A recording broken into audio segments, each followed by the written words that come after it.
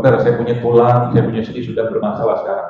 Cara paling mudah memperbaiki tulang, otot sendi, bahkan jantung, otot Anda itu pakai itu, Anda minum. Berapa banyak sehari? 100 cc. Jantung, otak, otot, sendi, semua akan sehat insya Allah. Paling lama sebulan tuh, paling 2 minggu lah.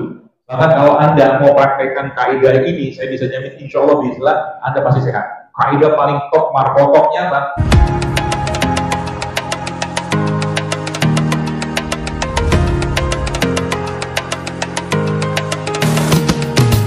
Bicara tentang kelapa, jadi kan kelapa itu kan lemak sebenarnya. Ketemu dengan karbohidrat, itu kombinasi yang sempurna. Kombinasi sempurna, tujuannya apa? Ini tujuannya ya, mungkin Bapak Ibu atau mungkin banyak orang belum paham. Tujuannya mencegah gula darah naik setelah makan. Ya, jadi karbohidrat yang dimakan itu kalau mau tidak membuat gula darah kita ngelonjak setelahnya, kasih dia jaket. Bahasa gitu. Jaketnya apa? Jaket paling gampang adalah minyak. Minyaknya apa? Banyak. Anda bisa pakai minyak kelapa, VCO tuh, ada ya. Minyak kelapa, ini ubi. Langsung siap. Ya. Dan ubi itu, satu juga yang saya bisa sampaikan, ubi itu makannya sama kulit. Makan sama kulit. Sama juga kayak kentang. Dicuci bersih aja. Kan sudah dikukus juga, makan kulitnya, yang hitam-hitamnya dibuang gitu kan, karena dia sumber karbo. Nah, karbohidrat itu ketemu dengan lemak, dia membuat gula darah. Kalau dia makan karbo doang, misalkan orang makan gula nih, Anda bayangkan ketika orang makan makan roti lah ya, roti isinya terigu itu, dan rotinya pakai gula dan minumnya pakai teh manis, zup dia naik tuh. Tapi, saya ajarin caranya di sini. Bagaimana caranya supaya dia nggak begini? Sebab kalau sudah begini, lemes dia. Jadi badan tuh sering-sering konslet, sering-sering jeglek, gitu loh. Si kelenjar adrenalnya itu dan ginjalnya lama-lama juga jebol. Nah, caranya gimana? Kasih dia minyak, lemak, gitu kan? Lemak yang baik. Misalkan kalau kita paling gampang Indonesia Anda makan ubi tadi ya, singkong atau ubi kayak begini, kasih kelapa itu kan minyak sebenarnya kan, ada lemaknya, itu bagus. Nah, itu pada ini, jadi berarti ini juga sumber karbohidrat, justru malah ini jauh lebih tinggi seratnya.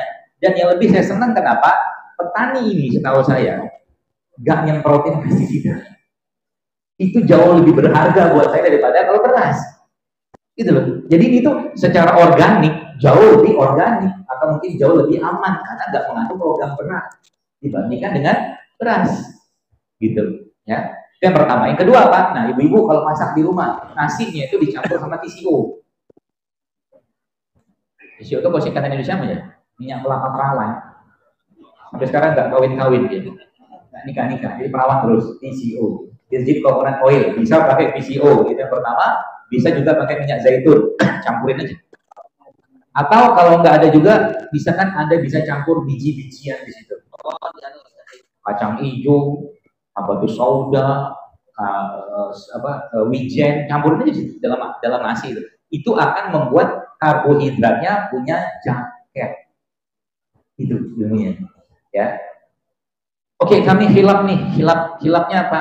Nggak ada itu semua. Lemaknya nggak punya, biji-bijiannya nggak punya. Adakah alternatif lain? Tapi sebelum saya ceritakan itu, saya kasih dulu ilmunya. Kenapa kita harus jaga supaya si gula darah itu tidak melonjak?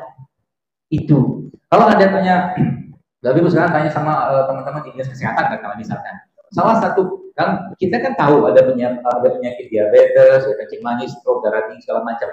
Itu salah satu akar masalahnya dari penyakit tadi adalah insulin resisten. Udah telan aja lah, nggak apa-apa. Saya jelasin versi kebumian. Begini, kalau Anda yang pernah pergi ke Jepang, di Jepang itu ada namanya kayak kereta KRL kayak gitu. Nah, tapi di Jepang itu setiap hari ada petugas di depan pintu kereta, itu tujuannya, fungsinya ngedorong orang masuk ke dalam kereta, karena yang masuk kereta itu membludak luar biasa pagi-pagi. Ya, sebelah namanya petugas. Nah, petugas siapa di YouTube ada tuh kayak gitu. Nah, ilustrasinya apa di sini? Saya hubungan sama insulin resisten, saya jelasnya sedikit. Jadi eh, pertanyaan saya sekarang, petugas itu kan loadnya besar sekali, ya, loading kerjanya besar sekali setiap hari dengan begitu banyak penumpang. Apakah petugas ini bisa letih? Bisa. Capek bisa nggak? Bisa. Cuti bisa nggak? Nggak bisa deh. Tiap hari dia kerja. Cuti sih bisa lah, cuman nggak sering-sering bisa cuti. Nah, pertanyaan saya sekarang, supaya petugas itu tidak letih, caranya gimana? Cara paling konyol, bin suronyol, matiin listrik kereta. Nggak jalan kereta tuh hari itu kan? Oke, tapi nggak mungkin dikerjakan. Cara yang kedua apa? Penumpang dikurangi, ya kan? Cara yang kedua. Cara yang ketiga gimana? Petugas disuruh nge-gym. Supaya apa? Yang dia biasa dorongnya pakai dua tangan, begini melatih orang. Misal. Itu nanti ada ilmu ya, jelasnya. Atau jadwal keretanya dikurangi. Ada berapa macam itu tadi? Nah, baik. Penumpang ini, saudara sekalian, penumpang ini adalah gula darah kita. Petugasnya itu adalah insulin. Nah, ketika petugas sudah tidak mampu lagi ngedorong penumpang masuk ke dalam kereta, itulah insulin resisten. Paham ya? Itulah insulin resisten. Tadi kalau saya bilang bahwa berarti salah satu cara membuat petugas itu kuat adalah suruh dia pergi angkat beban.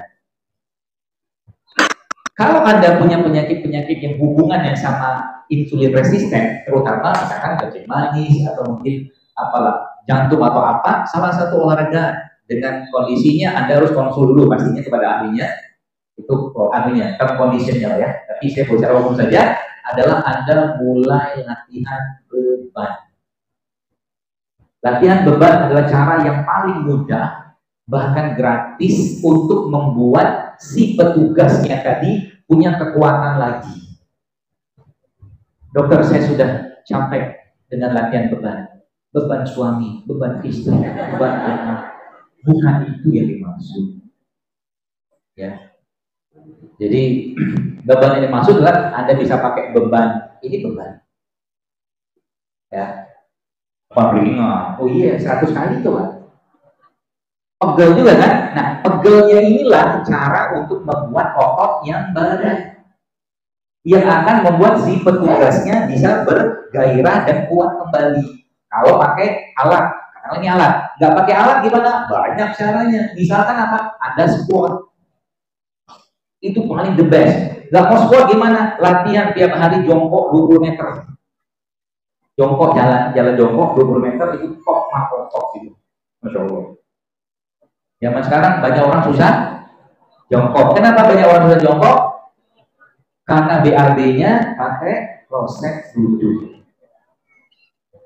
Salah satunya. Dan jarang latihan bagian bawah, terutama bagian kaki. Dokter, saya punya tulang, saya punya sendi sudah bermasalah sekarang. Misalkan begitu. Terus kan pertanyaannya, saya harus minum apa? Nah gitu kan? Saya kasih resepnya lagi. Cara paling mudah memperbaiki tulang, otot sendi, bahkan jantung, otot Anda itu pakai tulang juga. Apa itu? Kaldu tulang. Ya. Jadi nanti di rumah bikin tuh, beli tuh kaldu, beli tulang sapi, beli tulang kambing. Kalau nggak ada gimana? Pakai ceker ayam juga boleh. Ceker ayam, tulang, katakanlah tulang kambing misalkan gitu kan. Terus Anda masak gitu. Berapa jam? Minimal 6-8 jam. Pakai api kecil aja, kasihlah rempah-rempah di situ supaya enak. Saya biasa paling sukanya tuh tulang. Ya. Nah, tulangnya itu nanti loh sekalian akan mengeluarkan satu bahan dalam 6. Kenapa harus 6-8 jam? Karena dia baru bisa dikeluarkan di waktu itu. Namanya bahan itu namanya kolagen. Salah satunya, kolagennya itu keluar dalam 6-8 jam. Nanti akan keluar seperti minyak-minyak. Oke? Itu bukan lemak, tapi itu kolagen. Itu Anda minum. Berapa banyak sehari? 100 cc diminum. Mudah? Mudah. Kalau nggak ada tulang pakai ceker. Kalau nggak ada juga pakai apa? Pakai tulang ikan. Tulang ikan tuh kolagennya banyak. Ya. Kalau nggak ada juga gimana? Pakai kulit ikan. Juga kolagennya tinggi. Gampang kan? Gampang. Makannya pakai apa? Pakai hati. Hatinya sapi boleh, hati kambing boleh, hati ayam boleh. Sebab dalam hati itu ada bahan yang bisa untuk dipakai menguatkan kerja kolagen tadi. Dan makanya bukan harus, tapi sebaiknya dalam ramuan Anda bikin kolagen tadi itu ada cabenya karena dia butuh vitamin C. Jadi ada vitamin C, ada kupar, ada Z. Nah gitu. Minum tiap hari 100 cc. Jantung, otak, otot, sendi semua akan sehat insya Allah. Paling lama sebulan tuh, paling 2 minggu lah. Mudah? Ya udah. Ngerjain yang susah. Oke. Tadi kan saya ajarkan pertama tadi adalah disuruh latihan beban. Tadi latihan beban lain contohnya apa? Squat. Squat itu seperti posisi duduk tapi nggak jadi. Ada squat. Ya. Itu berapa banyak latihan sehari? Gak usah banyak-banyak. Anda ya semampunya Anda saja. Ya, 3 kali pun cukup, 10 kali pun cukup, tapi diulang repetisi. Itu akan menguatkan si insulinnya juga salah satunya. Oke. Kemudian apalagi banyak push up, plank, segala macam. Ya. Kalau ada yang naik gunung atau mungkin jalan, cari jalan yang naik. Tapi lihat kondisi jantung Anda. Ya. Nah, yang kedua tadi adalah mengurangi ini PCO ya. Ini contoh PCO. Ya. Jadi ini yang tadi saya bilang minyak kelapa perawat gitu. Virgin coconut oil gitu. Nah, sekarang belum berubah itu. Lalu yang kedua apa? Mengurangi. Nah, ini dia nih. Mengurangi frekuensi penumpang. Ya kan? Atau bukan frekuensi, mengurangi frekuensi kereta jalan. Oke. Nah, mengurangi frekuensi kereta jalan itu di kita apa? Namanya puasa. Puasa adalah cara paling mudah, paling efektif. Jadi saran saya berpuasalah sebelum puasa itu bayar. Anda mungkin ketawa, tapi di Amerika ada klinik-klinik dokter-dokter di sana yang mereka sebutkan fasting klinik itu bayar. Coba bayar, Pak. Diajarin nanti cara makannya apa, kayak orang sahur berbuka itu. Diajarin orang-orang jahiliyah itu, orang-orang barat itu jahiliyah itu. Jadi mereka sebutnya sebagai intermittent fasting. Intermittent fasting itu apa? Puasa berjeda. Ya, kita umat muslim gimana? Gak usah puasa berjeda, puasa sunnah aja cukup. Bahkan kalau Anda mau praktekkan kaidah ini, saya bisa jamin insya Allah bismillah Anda pasti sehat. Kaidah paling top, markotopnya Bang, Anda puasa Daud. Paling top, tapi tidak semudah itu dari usul. Puasa itu susah. Oke, nggak mau puasa Daud, misalkan mau puasa lagi gimana caranya? Puasa Senin Kamis.